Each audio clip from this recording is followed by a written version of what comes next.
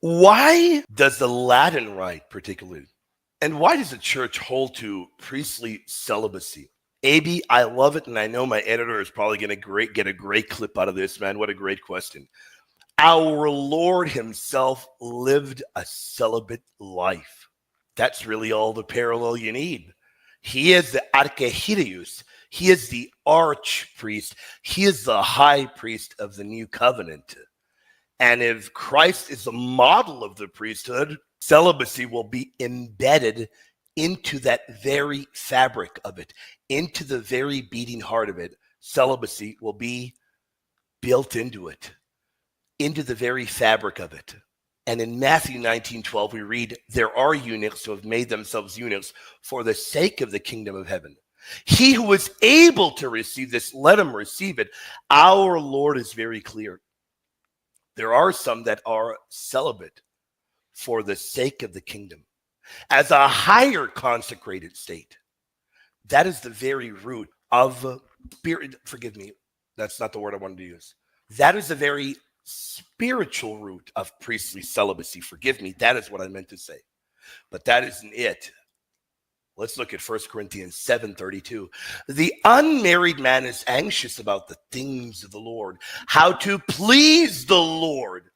I wish that all were as I myself am. How is Paul? He's celibate.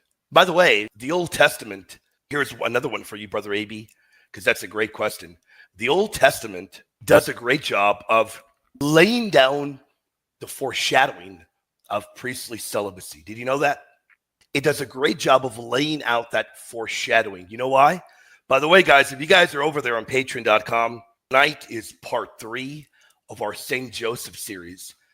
And if you watch part 1 and 2, I talk about how St. Joseph is a beautiful model of a Levitical priest. How? By being all pure, the pure defender of the ark. If y'all are on Patreon, you all are going to love that St. Joseph series. Now, in the Old Testament, you do have foreshadowing of celibacy. How do we know?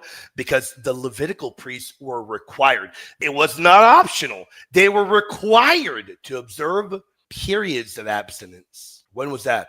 That was before temple service. They had to observe periods of abstinence. And that was before the temple services. And the new covenant priest is a fuller, perfect image of that old priesthood, which could not offer up a perfect sacrifice.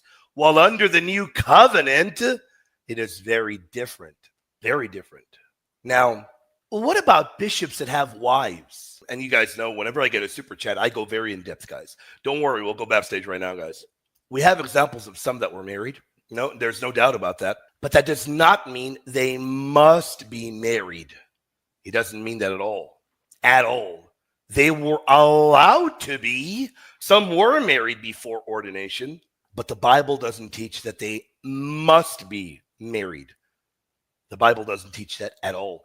And very early on, priestly celibacy is taught very, very early on. You guys rock. I hope that was helpful, AB. Let me know if that was helpful. I've been tempted to do a whole show or a whole presentation on priestly celibacy. I've been tempted to do that.